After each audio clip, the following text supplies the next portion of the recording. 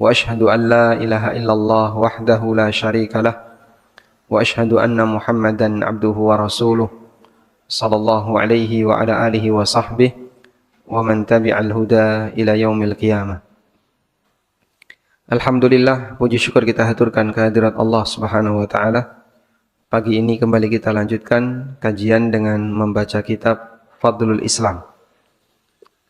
Kita akan membaca yang diberi judul Kebiasaan dan Budaya Jahiliyah. Qala Abul Abbas rahimahullah.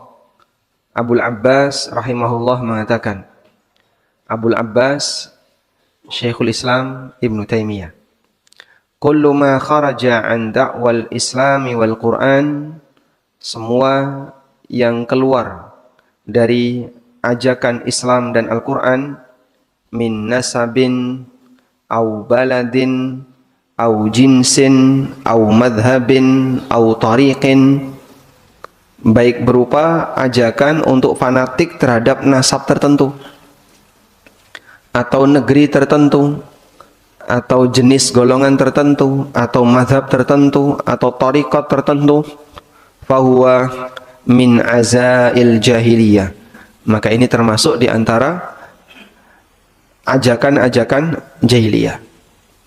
Ballam makhtasama muhajirun wal ansar, bahkan ketika muhajirin, ballam makhtasama muhajiriyun wal ansariyun, ketika ada seorang muhajirin dan ada seorang ansor yang berantem, ya.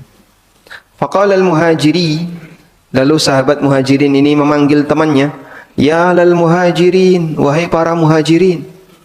Wa qala al-ansari, lalu sahabat ansar ini juga balas, ya lal ansar, wahai para sahabat ansar. Dalam situasi tegang seperti itu, mereka ngajak temannya untuk kumpul. Muhajirin ngundang bolone, ansor ngundang bolone.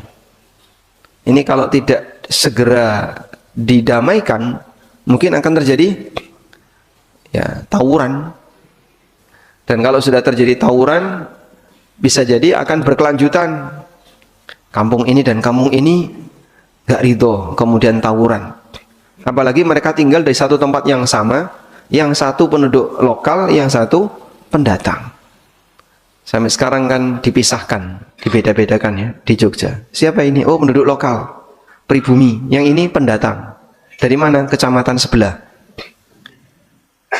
Ada hak yang berbeda nggak ketika orang tinggal di sebuah kampung, ini pendatang, ini penduduk lokal? Hah? Orang Jogja membedakan. Harusnya gimana? Harusnya nggak boleh dibedakan. Apa bedanya penduduk lokal dan apa bedanya orang pendatang? Kita semuanya pendatang dan akan meninggalkannya. Tapi seperti ini dibeda-bedakan. Ini penduduk lokal, ini pendatang. Kemudian sikapnya itu dibedakan. Kalau kesalahan dilakukan oleh penduduk lokal ditoleransi, kalau kesalahan dilakukan oleh pendatang tidak ditoleransi. Apa-apaan ini? Ini termasuk di antara cara pikir jahiliyah.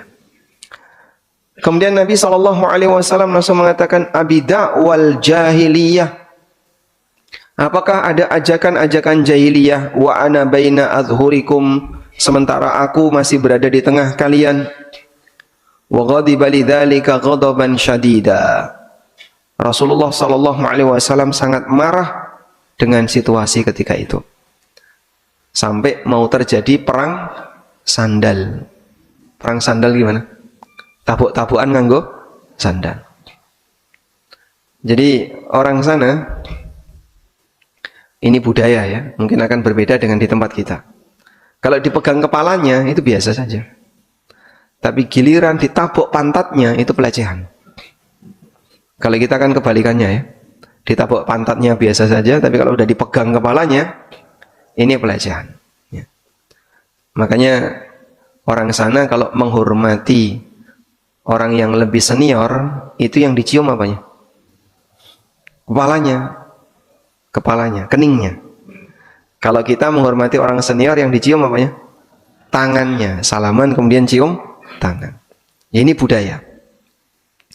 Saya melihat ada seorang mahasiswa mencium Syekh Fauzan. Ya, kepalanya dipegang. Kepalanya dipegang, ditarik, dicium. Dan mereka menghormati orang yang lebih tua dengan mencium kening. Kalau kemudian yang dicium lebih tinggi, ya harus ditarik agak ke bawah. Ya, anak-anak misalnya remaja, sementara yang dicium lebih tinggi, harus narik kepalanya sambil jinjit. Dan syekhnya kadang bersedia untuk dicium kepalanya. Sebagaimana ada orang tua yang bersedia tangannya dicium oleh anaknya. Tapi itu budaya ya, yang mungkin kalau di tempat kita ya aneh. Ini mau ngapain kamu? Loh, mau mencium kepalanya. Baik.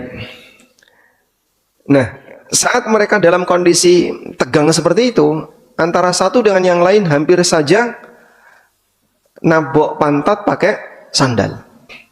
Perang sandal. Ya. Akhirnya datang Nabi SAW dan beliau mengatakan, Abi da'wal jahiliyah wa ana baina adhurikum. Apakah kalian akan mempertahankan teriakan jahiliyah, ajakan jahiliyah sementara aku berada di tengah kalian? Wa ghadiba lidzalika ghadaban syadida, dan beliau sangat marah dalam situasi itu. Baik, sekarang kita akan lihat makna dari kata jahiliyah. Kata jahiliyah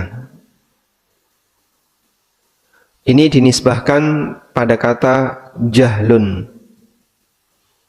yang artinya kebodohan. Jahl, jahlun, gini aja, jahlun. Artinya apa jahlin? Bodoh. Disebut sebagai jahil atau disebut sebagai masyarakat jahiliyah karena kebodohan terjadi secara dominan. Kita lihat keterangan yang disampaikan oleh para ulama. An-Nawawi rahimahullah mengatakan, al-murad bil jahiliyah al-fatrah qabla al-Islam. Yang dimaksud dengan zaman jahiliyah adalah zaman fatrah sebelum datang Islam, sebelum Nabi SAW diutus. Wa qala Ibnul Athir, kata Ibnul Athir, hiya ay al-jahiliyah al-halul lati kanat 'alaiha al-Arab, kondisi yang pernah dialami oleh masyarakat Arab qabla al-Islam, sebelum Islam.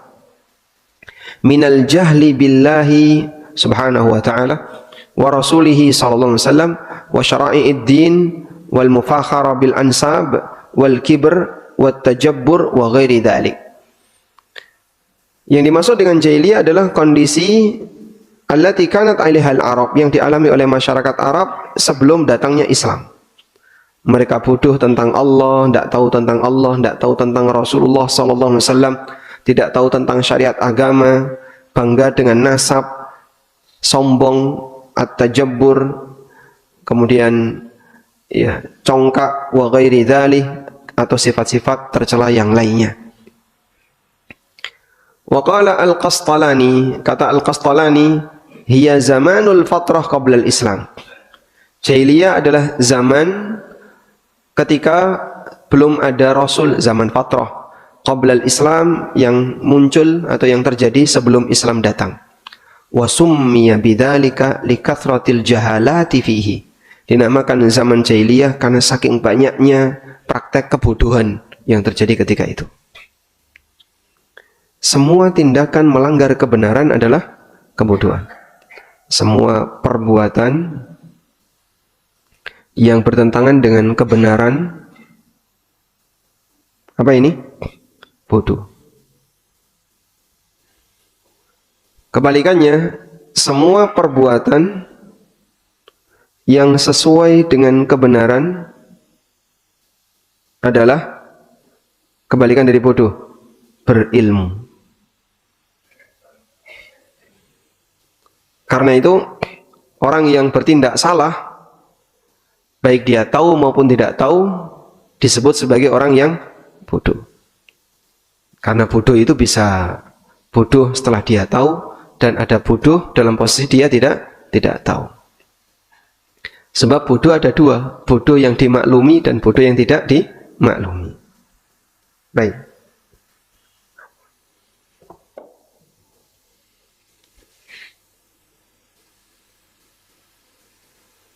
Selanjutnya, berkaitan dengan kondisi ini, maka para ulama membagi jahiliyah menjadi dua. Jahiliyah ada dua. Pertama, jahiliyah yang sifatnya menyeluruh.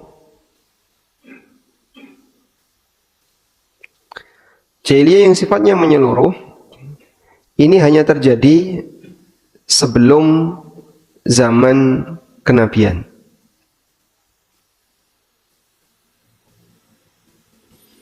Sebelum Nabi SAW diutus, maka ada sebutan zaman jahiliyah.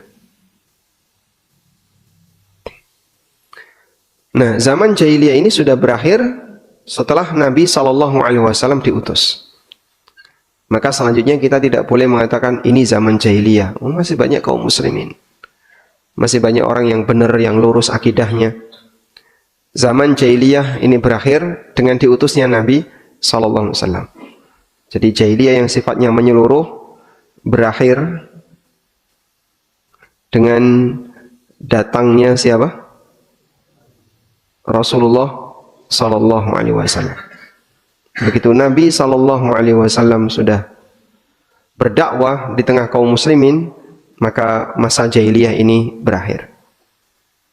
Yang kedua, jahiliyah individu, yaitu kesalahan pribadi yang dialami oleh seseorang, kesalahan pribadi yang sesuai dengan budaya jahiliyah. Jadi misalnya ada orang yang melakukan kesalahan jahiliyah, maka kesalahan ini sifatnya pribadi dan bisa jadi masing-masing orang punya, namun kadarnya berbeda. Ada yang parah, ada yang ringan. Sebagaimana contoh berikut. Ada sahabat Abu Dzar, itu pernah mencela Bilal. Bilal ini mantan budak. Kemudian Abu Dzar menyebut, ketika mencela Bilal, beliau menyebut orang tuanya Bilal. Dasar keturunan budak.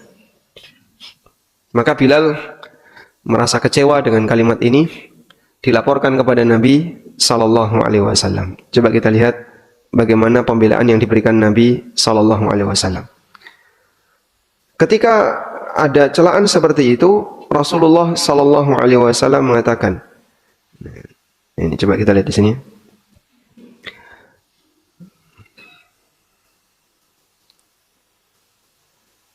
Wa min dzalika mauqifuhu sallallahu alaihi wasallam ma'a Abi Dzar Al-Ghifari.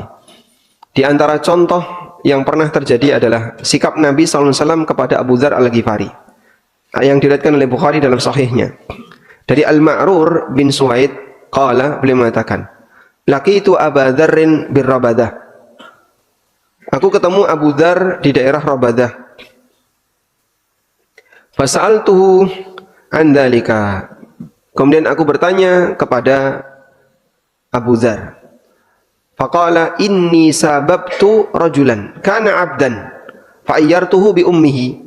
Aku pernah mencela seseorang yang beliau adalah seorang budak dan aku mencela dengan menyebut ibunya.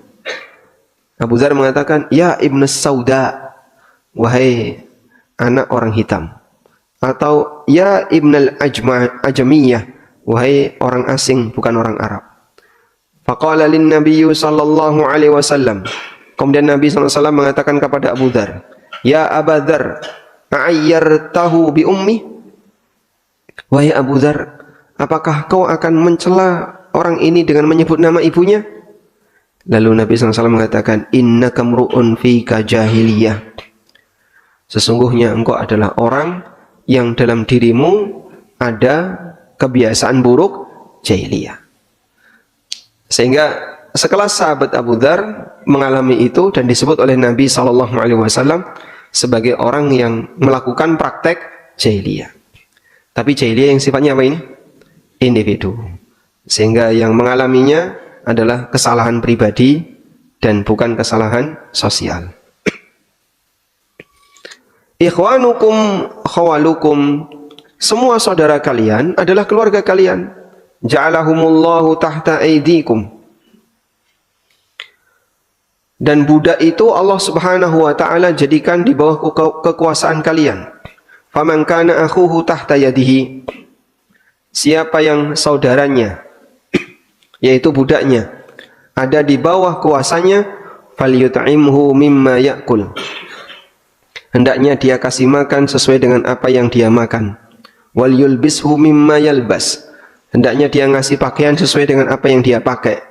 Wala tukallifuhum ma yaghlibuhum, jangan membebani mereka dengan sesuatu yang tidak bisa mereka lakukan. Fa in kallaftumuhum fa'inuhum, kalau mereka diberi tugas, bantulah mereka untuk meringankan tugasnya. Baik. Sehingga di sini contoh akhlak mulia yang diajarkan Nabi sallallahu alaihi wasallam. Mencela ibu, mencela bapak, misalnya dasar anak dasar anak budak, dasar anaknya orang hitam, dasar keturunan hitam. Di sini kalimatnya ya ibnas sauda, wahai putra dari orang hitam. Bilal ketika itu kemudian emosi lapor kepada Nabi sallallahu alaihi wasallam. Ya, kalau di tempat kita apa kira-kira? Yang mirip seperti ini. Tidak, yang menyebut ras, kemudian kelompok tertentu lalu dijadikan sebagai bahan celaan. Oh, dasar Cina. Masuk.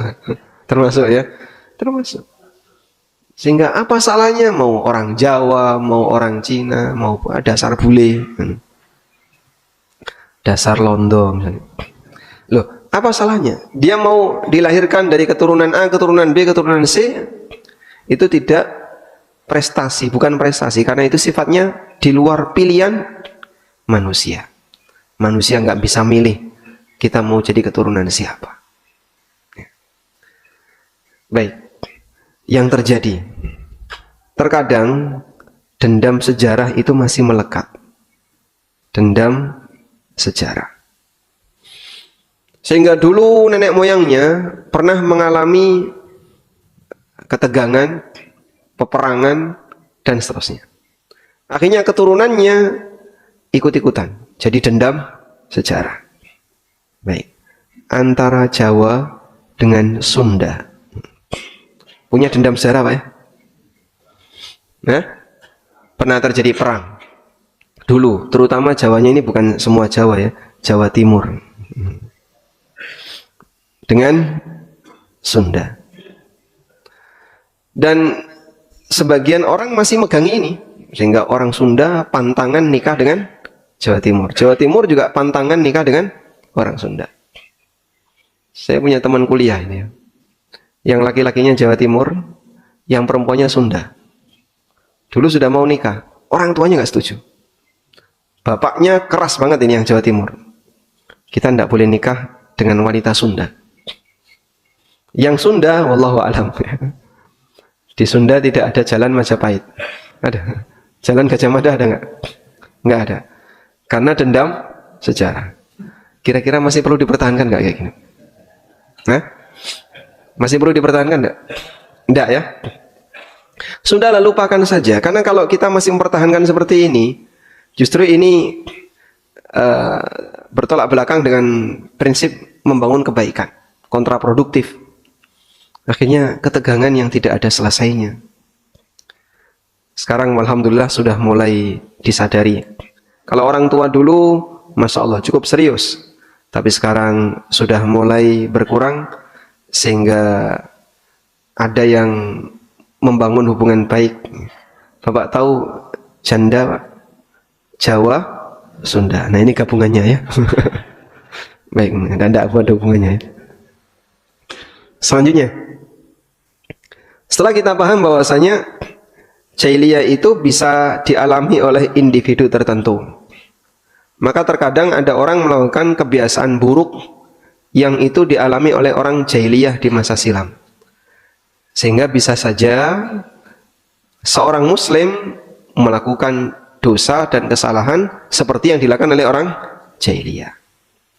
Sebagai contoh kemarin ya, memberontak pemerintah yang sah, memberontak pemerintah yang sah, disebut oleh Nabi Sallallahu Alaihi Wasallam sebagai tindakan jahiliyah.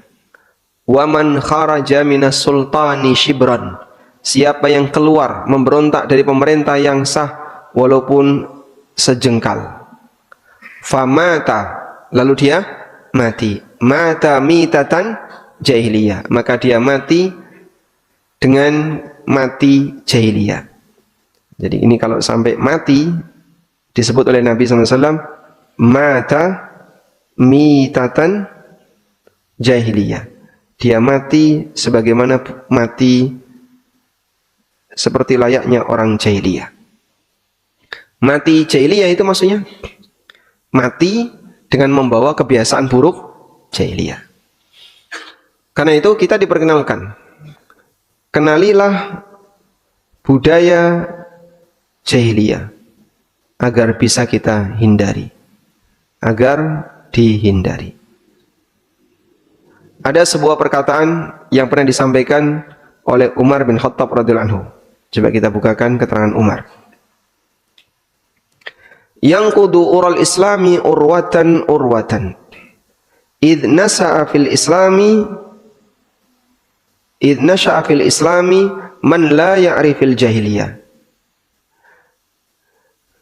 Man la ya'rif al jahiliyah. Coba kita pakai. Nah, ini ada perkataan Umar ya.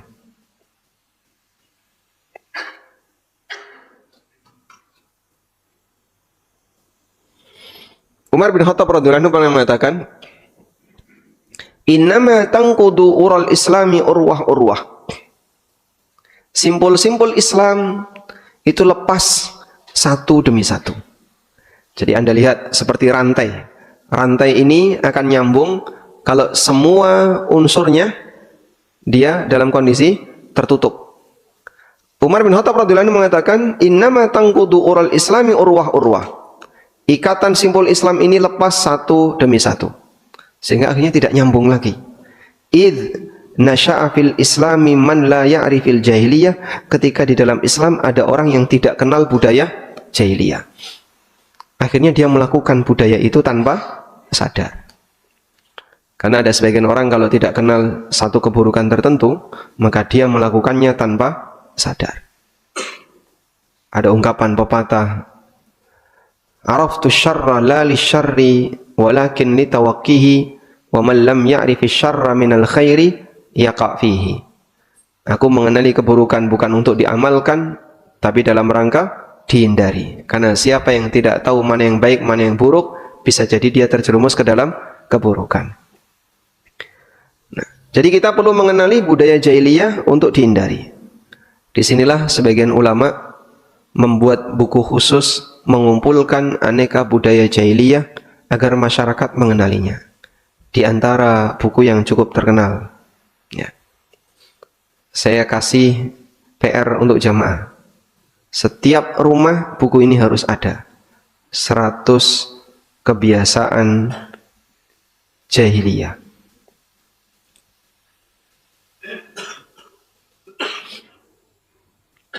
Karya, kalau nggak salah, Syekh Mahmud Syukri Al-Alusi. Syekh Mahmud Syukri Al-Alusi. 100 kebiasaan jahiliyah. Buku ini adalah syarah untuk kitab yang berjudul Masail Jahiliyah, karya Syekh Muhammad bin Sulaiman At-Tamimi. Ini versi terjemahan Indonesia. Semoga masih bisa didapatkan, karena buku ini katanya sempat sudah tidak naik cetak ya. Nah, kita perlu membaca seperti ini agar kenal, oh ternyata ini kebiasaan buruk dan kita pernah melakukannya. Biar tidak lagi berulang, maka seperti ini perlu kita kenali agar kita tidak melakukannya. Walhamdulillah. Baik. Selanjutnya kita beralih ke bab baru. Babun wujubud dukhul fil islami kullihi wa tarki ma siwa. Bab wajibnya untuk masuk ke dalam agama Islam secara keseluruhan dan meninggalkan ajaran selain Islam. Allah Ta'ala berfirman, Ya ayyuhalladzina amanu dukhulu fis silmi kaffah. Wahai orang yang beriman, masuklah kalian ke dalam Islam kaffatan, secara keseluruhan. Wa qawluhu ta'ala, Allah juga berfirman, Alam tara ilal ladzina yas'umuna annahum amanu bima unzila ilaika. Tahukah kalian orang yang menyangka kalau dia beriman terhadap apa yang diturunkan kepadamu, tapi orang ini masih senang dengan dukun? Berarti dia beriman dengan togut, ngaklaim Islam tapi senang dengan dukun. Wa qauluhu ta'ala, Allah Ta'ala berfirman, Innal ladzina farraqu dinahum wa kanu syi'a lasta minhum fi syai'in. Sesungguhnya orang yang memecah belah agama mereka dan mereka menjadi kelompok kecil-kecil. Memecah belah agama itu gimana? Menyimpang dari agama dan dia punya pengikut. Sehingga ada yang ke arah kiri, ada yang ke arah bawah, ada yang menyimpang dari jalan Islam, terus dia punya pengikut. Akhirnya masing-masing membuat kelompok kecil-kecil sendiri. Lasta minhum fi syai'in. Kamu bukan bagian dari mereka sedikit pun. Qala Ibnu Abbas radhiyallahu anhuma. Ibnu Abbas radhiyallahu anhuma mengatakan, fi qaulihi ta'ala, tentang makna firman Allah Ta'ala, yauma tabyaddu wujuhun wa taswaddu wujuh.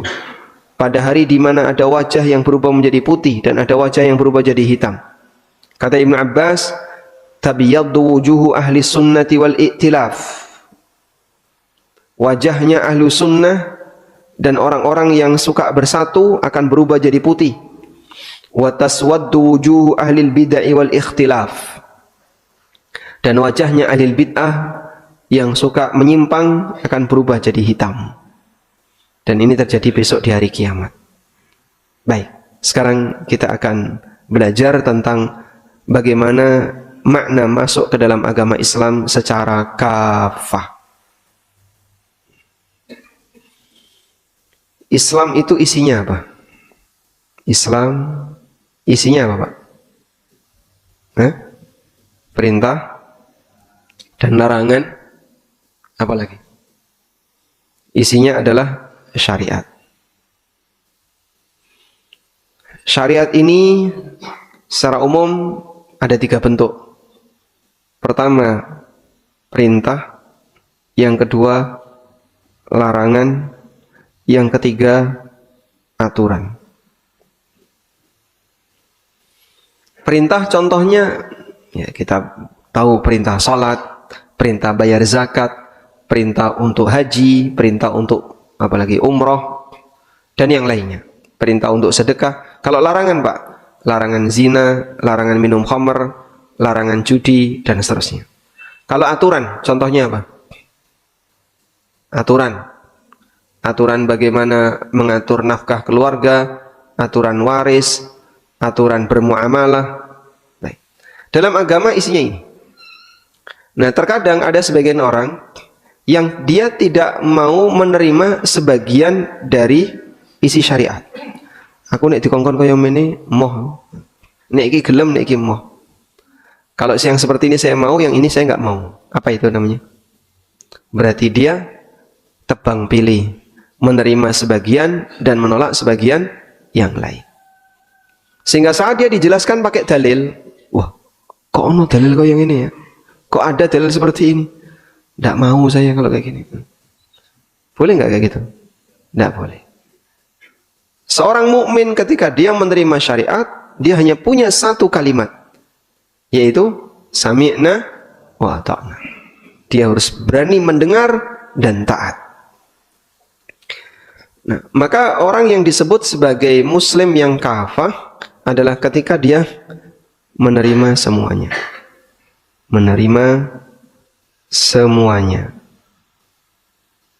Bukan menerima sebagian dan menolak sebagian. Karena itu manusia yang statusnya muslim kafah tanpa diragukan. Muslim kafah. Kafah tadi artinya apa? Menyeluruh. Contoh manusia muslim kafah adalah Nabi sallallahu alaihi wasallam. Rasulullah sallallahu alaihi wasallam. Dan kita belajar untuk menjadi muslim kafah dengan meniru Nabi Muhammad sallallahu alaihi wasallam. Maka siapapun yang aktivitasnya sesuai dengan apa yang dilaksanakan oleh Nabi sallallahu alaihi wasallam, berarti dia berusaha untuk menjadi muslim yang kafah. Sebab sekali lagi ada sebagian orang yang kadang mau menerima dan ada yang tidak mau menerima. Baik. Allah Subhanahu wa taala perintahkan orang yang beriman, udkhulu fis-silmi kafah. Masuklah kalian ke dalam Islam kafatan, secara menyeluruh. Sehingga ajaran apapun yang datang dari Islam dia terima. Baik yang berkaitan dengan hubungan dia dalam ibadah, berkaitan dengan hubungan dia dengan orang lain dalam bermuamalah, berkaitan dengan pengaturan yang ada pada fisiknya. Allah Subhanahu wa taala mengatur para hambanya. Saya mau tanya, fisik kita ini diatur oleh agama atau tidak? Sebutkan aturan yang berkaitan dengan fisik. Ada aturan tentang pakaian, ada aturan tentang potong-potong, ya. Potong kuku, potong kumis, ada aturan tentang potong rambut. Nah, itu kan punya kita, terserah kita. Orang kafir kan tidak mau diatur kayak gitu. Sehingga mereka ini punya prinsip, masing-masing orang punya hak pribadi untuk memperlakukan badannya.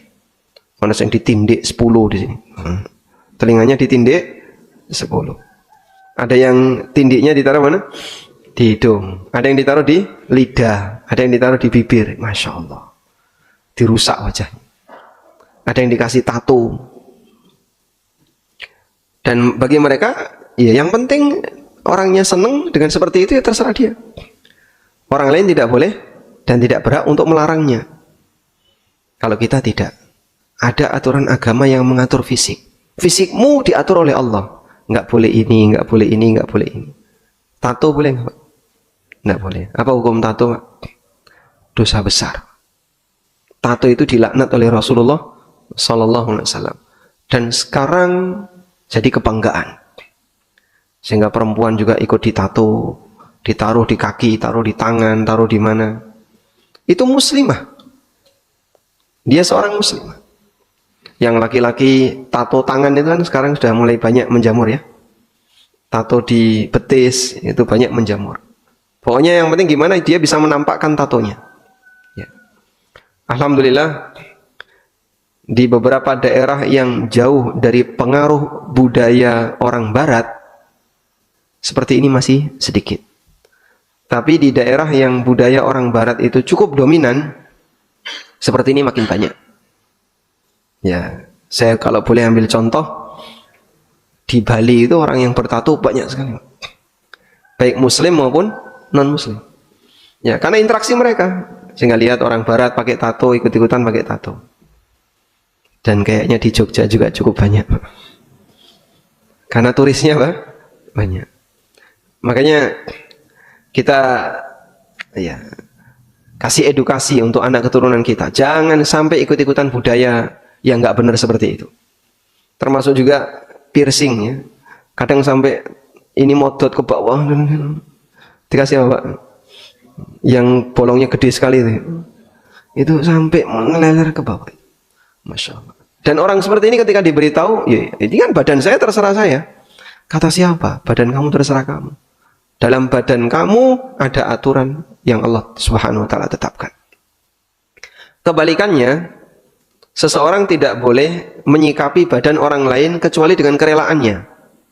Di negara barat, informasi yang saya dapatkan di Jerman, orang tua itu tidak boleh mengkhitan anaknya. Tunggu sampai anak ini dewasa baru boleh dikhitan. Jadi kalau dikhitan masih bayi, itu kriminal. Loh, kenapa anakmu kok disunat? Ya, kita Muslim, dan Muslim itu sunat. Sunatnya yang paling gampang ketika masih bayi. Wah, itu kriminal, Pak. Kamu tahu bayi ini setuju kalau dia disunat? Ya enggak tahu, dia masih bayi. Tapi kalau dia sudah besar, sudah usia 17 tahun, 18 tahun, saya mau sunat. Nah, itu baru ada tanda tangan resmi dari dia bersedia untuk mendapatkan tindakan.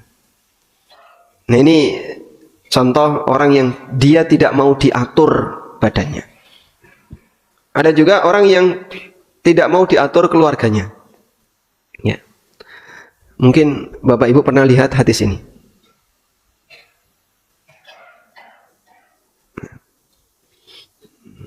Ada hadis berikut ini. Hadis sahih riwayat Bukhari Muslim dari sahabat Abu Hurairah radhiyallahu anhu. Nabi sallallahu alaihi wasallam bersabda, "Idza da'a ahadukum ra'atahu ila firashi." Kalau ada seorang lelaki mengajak istrinya ke ranjang, fa'abat antaji'a, tapi istrinya enggak mau datang. La'anat hal malaikatu hatta tusbih. Maka wanita ini akan dilaknat oleh malaikat sampai subuh. Ada ibu-ibu komentar, itu malaikat kenapa ngurusi rumah tangga orang? Subhanallah. Kenapa malaikat ngurusi rumah tangga orang? Malaikat kurang kerjaan. Subhanallah. Ada yang ngomong kayak gitu. Berarti dia nggak terima dengan hadis seperti ini. Ini kan jelas hadis yang sahih. Sehingga ketika hadis ini dibacakan, ada yang komentar seperti itu, ibu-ibu. Ngapain tuh malaikat ngurusi rumah tangga orang? Ya, kalau suami istri mau berantem, mau akur kan urusan mereka. Malaikat nggak usah ikut campur. Subhanallah. Ya. Contoh yang lain ya. Nabi SAW pernah menyebutkan tentang adab bagi wanita ketika keluar rumah. Ya. Dalam hadis sahih diriwayatkan oleh An-Nasa'i, Ahmad, Ibnu Huzaimah dan yang lainnya dari sahabat Abu Musa Al-Asy'ari. Ayyuma imra'atin istaqtarat famarrat ala qaumin. Wanita siapapun yang pakai parfum, kemudian dia lewat di depan lelaki, liyajidu min rihiha, agar mereka bisa mencium wanginya, fahiya zaniyah, maka ini wanita pezina. Ya, masa harus bau? Protes. Kita kalau keluar nggak pakai parfum kan nanti bau. Masa harus bau? Hadis apaan kayak gini? Dia menolak hadis seperti ini. Hadis apaan seperti ini? Hadis nggak benar, padahal ini hadis yang sahih.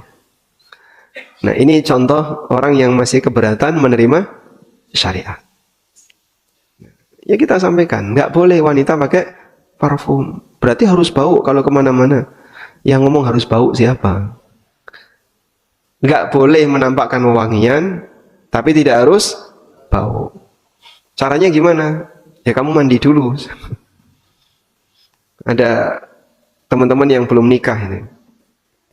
Ustadz, saya itu kalau dibalap sama ibu-ibu berangkat ke kantor. Membunuh apa, Pak? Ibu-ibu balap saya mau ke kantor. Terus saya ikuti di belakangnya. Dia belum nikah dia. Itu gimana kira-kira sikap yang tepat? Oh, kamu jangan kalah, balap dia juga. Karena kalau dia di belakangnya, dia itu menikmati aromanya. Itu yang disebut Nabi SAW, fahiyah zaniyah. Jadi kayak gini, di jalan Godean banyak nggak, Pak? Yang berangkat ke sekolah, yang berangkat ke kantor, berangkat kuliah, berangkat ini. Masya Allah. Aromanya menggoda. Disebut oleh Nabi SAW, fahiyah zaniyah, ini wanita yang ngajak zina. Dan banyak pelakunya tanpa sadar. Namun yang berbahaya lagi adalah ketika orang sudah diberitahu, tapi dia nggak terima. Hadis apaan kayak gini? Nggak benar. Ngajak yang nggak benar. Subhanallah. Tidak mungkin Rasulullah SAW mengajak yang tidak benar. Dan masih banyak lagi saat orang diberitahu tentang dalil-dalil syariat, tapi dia belum siap untuk menerima. Saya ada buku judulnya Ada Apa Dengan Riba. Ada jamaah terus terang di depan saya. Saya belum berani baca buku ini. Loh, kenapa? Masih takut dengan isinya. Nggak ada cerita horor di situ. Jadi Anda tidak perlu takut. Cuman lagi-lagi sebagian orang belum bisa menerima semua aturan Allah Subhanahu wa taala. Mereka merasa keberatan dengan adanya aturan-aturan tertentu. Wallahu taala alam. Walhamdulillahirabbil alamin. Sudah syuruk, Pak? 7 menit lagi. Baik, mungkin itu yang bisa kita sampaikan sebagai pengantar. Wassallallahu ala nabiyyina Muhammadin wa ala alihi wa sahbihi wasallam.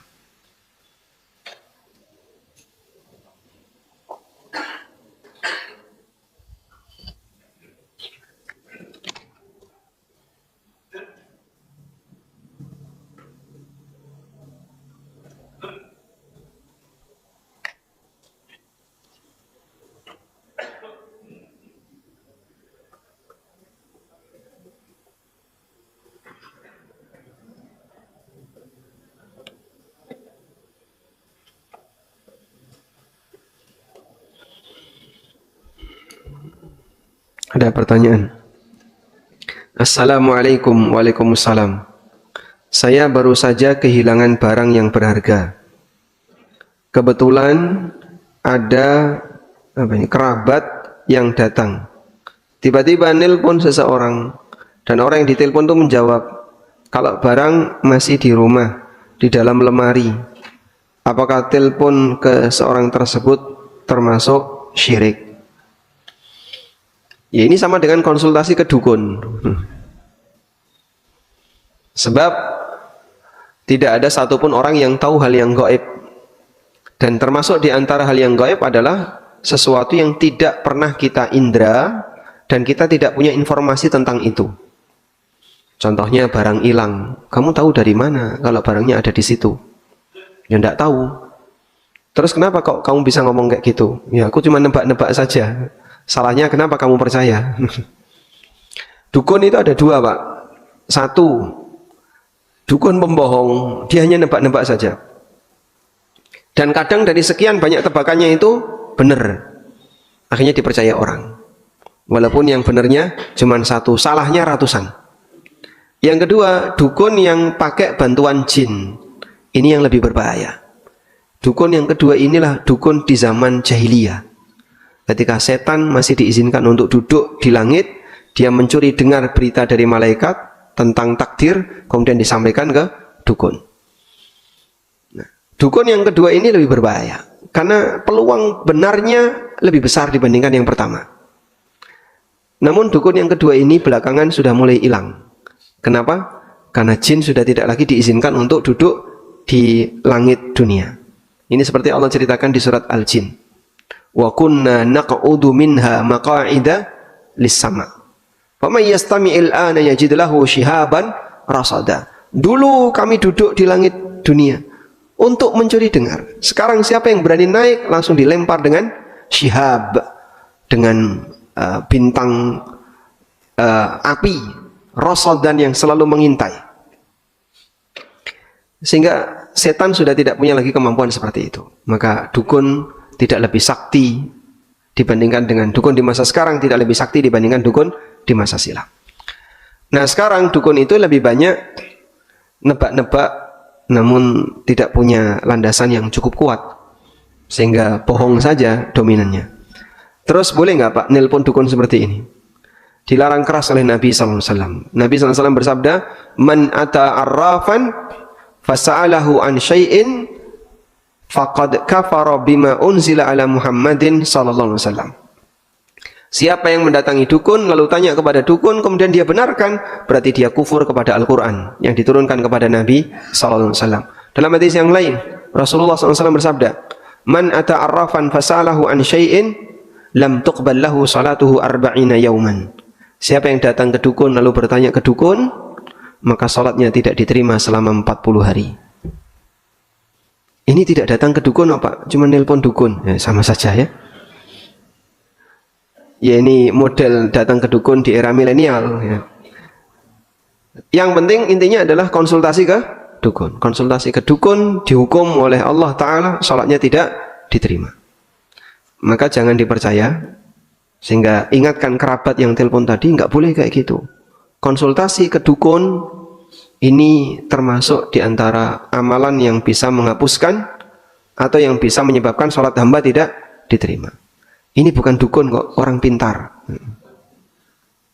Mau disebut orang pintar, mau disebut dukun, mau disebut abnormal, semuanya sama. Wallahu a'lam. Baik, cukup?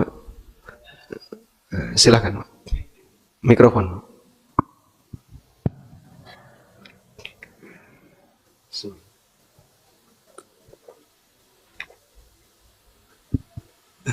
Assalamualaikum warahmatullahi wabarakatuh. Waalaikumsalam warahmatullahi wabarakatuh. Mohon izin bertanya Pak Ustadz, ada 2 pertanyaan.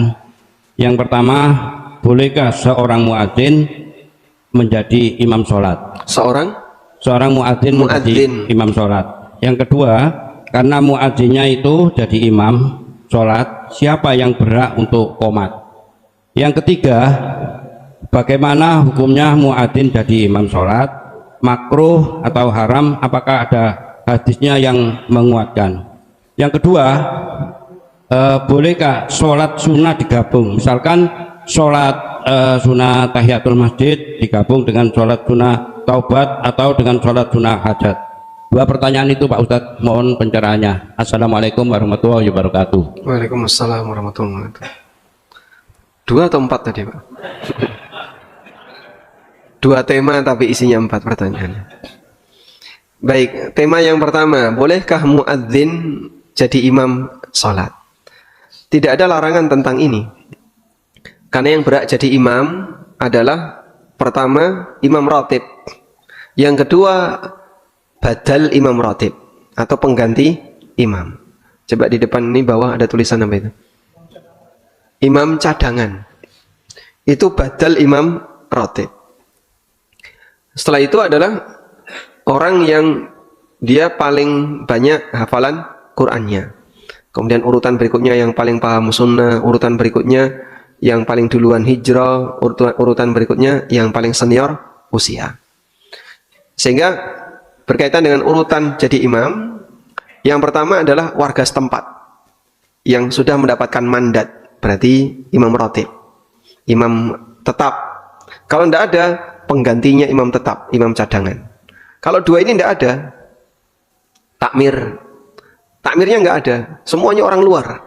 Nah, kalau orang luar seperti ini, yang paling banyak hafalan Qur'annya, orang ngerti kabeh Pak, nggak saling kenal. Terus siapa yang paling duluan masuk Islam? Muslim semua dari bayi. Maka mungkin yang jadi acuan adalah siapa yang lebih senior usianya. Cuman jika yang senior usianya ini berbahaya, nggak ada kepastian Fatihahnya ini benar atau tidak, maka bapak-bapak yang merasa saya insya Allah bisa baca Fatihah dengan benar, silahkan segera maju untuk jadi imam. Nah, berarti muadzin boleh nggak jadi imam? Boleh, karena beliau imam cadangan. Selanjutnya, kalau muadzin jadi imam, siapa yang iqamah? Muadzin juga. Maka muadzin yang adzan, muadzin yang iqamah, muadzin yang imam. Dan tidak ada masalah imam iqamah. Meskipun boleh juga imam ini nyuruh jamaah yang lain iqamah. Sehingga dia siaga di mihrab, kemudian dia suruh salah satu jamaah yang itu orang luar, bukan warga sini misalnya, untuk iqamah. Silahkan. Selanjutnya yang kedua tadi apa? Tema yang kedua, sholat sunnah. Bolehkah sholat sunnah digabung niat? Misalnya sholat tahiyatul masjid digabung dengan niat sholat qabliyah. Diperbolehkan untuk menggabungkan niat sholat sunnah satu dengan sholat sunnah yang lain selama tata caranya sama. Kalau tata caranya beda, misalnya sholat witir digabung dengan ba'diyah isya. Witir itu berapa rakaat? Ganjil. Ba'diyah isya genap. Dia niat ba'diyah isya sekaligus witir. Nah, caranya pripun niku? Nah, karena tata caranya beda, tidak mungkin. Contoh yang lain, sholat jenazah digabung dengan sholat tahiyatul masjid. Ya tidak bisa, karena tata caranya beda. Tapi kalau sholat tahiyatul masjid, qobliyah subuh, antara adzan dan iqamah, sholat setelah wudhu, semua tata caranya sama. Gabung niat semuanya bisa. Rasulullah SAW mengatakan, wa innama likulli imri'in ma nawa. Seseorang mendapatkan sesuai dengan apa yang dia niatkan. Wallahu a'lam. Satu lagi Ustaz.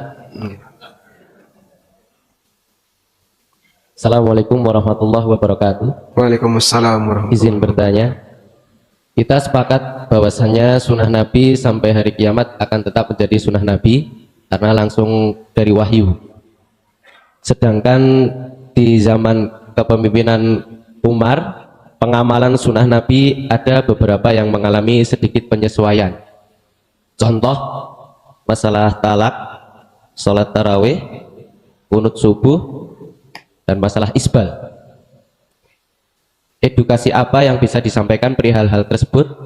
Karena mungkin sebagian dari umat ini mengambil pendekatan yang berbeda dari pendekatan yang dilakukan oleh sahabat Umar. Jazakallahu khairan. Baik. Yang perlu dipahami seperti ini. Terkadang ada sesuatu yang belum viral, tapi kemudian jadi lebih viral. Ada sesuatu yang dulunya pernah viral, kemudian jadi berkurang. Itulah perubahan yang ada antara di zaman Nabi SAW dengan di zaman Khulafaur Rasyidin. Sebagai contoh, mengenai kodifikasi Al-Quran. Di zaman Rasulullah SAW, kenapa Quran tidak disatukan? Faktor utamanya apa? Beliau masih hidup, sehingga ada memungkinkan wahyu yang turun. Kalau ada wahyu yang memungkinkan turun, bisa jadi wahyu itu menghapus yang sudah pernah turun atau nambahi yang belum turun. Maka kalau Quran sudah dibukukan jadi satu, kemudian ada koreksi, dan model orang masa silam dalam kegiatan tulis-menulis tidak sebagaimana di masa kita. Tinggal delete selesai kan.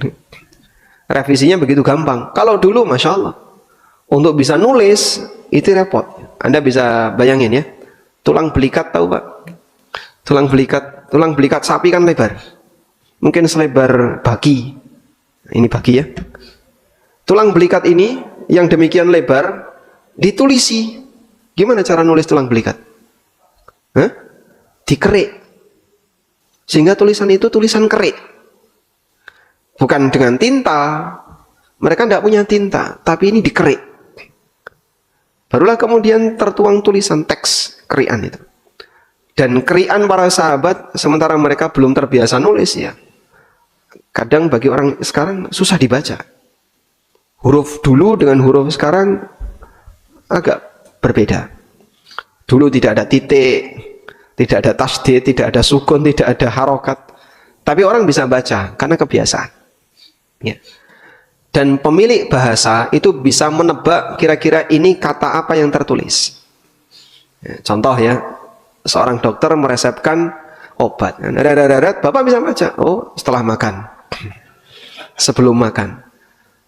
Kalau itu dikasihkan kepada orang luar yang baru belajar bahasa Indonesia, bingung dia. Iki apa tuh kok? SB seret. SBL seret. M-nya cuman seret. Tapi kita bisa baca ya. Apa itu Pak? Sebelum. Setelah STL seret. Oh, ini setelah. Karena kita punya bahasa. Yang punya bahasa itu dia paham dengan tulisan isyarat di bahasa kita. Orang Arab punya beberapa singkatan. Bagi orang Arab dia tahu kalau seperti ini bacanya kayak gini. Tapi kita yang baru belajar bahasa Arab, kok nggak sesuai yang saya lihat di kamus ya Mas? Ya karena kamu baru belajar bahasa Arab. Baik. Contoh yang lain seperti sholat tarawih yang disatukan secara berjamaah di zaman Umar. Rasulullah SAW kenapa tidak rutin? Karena takut diwajibkan. Sebab ketika ini diwajibkan akan jadi beban bagi kaum muslimin. Begitu beliau meninggal, sudah tidak mungkin lagi ada wahyu yang turun. Oleh Umar ditertibkan. Termasuk juga keputusan Umar tentang talak. Ucapan seorang lelaki, aku ceraikan kamu di satu waktu yang sama. itu dinilai 1 kali ataukah dinilai 3 kali. Dulu seperti ini jarang. Di masa Umar seperti ini banyak. Sehingga sebagian orang mempermainkan. Maka secara semangat di sini adalah ada orang yang mempermainkan, di mana dia merasa ini baru talak 1 kok. Akhirnya menggampangkan untuk mengatakan kalimat talak berkali-kali. Nah, biar ini tidak terjadi dan tidak berulang, maka beliau membuat keputusan siapa yang menceraikan 3 kali dalam 1 waktu dihitung 3 atas keputusan negara. Karena terkadang talak itu bisa sah dengan keputusan negara. Dulu di zaman Nabi SAW jarang kejadian seperti itu. Ini semakin banyak. Dan ternyata latar belakangnya adalah orang menggampangkan untuk mengucapkan kalimat-kalimat cerai. Dan lebih dari itu, sunnah khulafaur rasyidin itu beda dengan manusia biasa. Karena Rasulullah SAW mengatakan, alaikum bisunnati wa sunnatil khulafair rasyidin al-mahdiin. Sehingga beliau mendapatkan legalitas. Untuk khulafaur rasyidin mendapatkan legalitas. Seperti adzan 2 kali di zaman Utsman. Kemudian sholat tarawih yang rutin berjamaah setiap setelah Isya. Yang itu tidak ada di zaman Abu Bakar. Di zaman Nabi SAW cuma 3 kali. Dan itu pun malam hari. Tidak langsung setelah sholat Isya. Tapi karena ini sunnah khulafaur rasyidin, dia mendapatkan legalitas dari Nabi SAW, maka bisa dijadikan sebagai landasan. Nah, kalau orang di zaman sekarang, ya tidak bisa sekelas dengan sunnah khulafaur rasyidin. Wallahu ta'ala alam, wa sallallahu ala nabiyyina Muhammadin wa ala alihi wa sahbihi wa sallam, wa akhiru da'wana anil hamdulillahi rabbil alamin, wassalamu alaikum warahmatullahi wabarakatuh.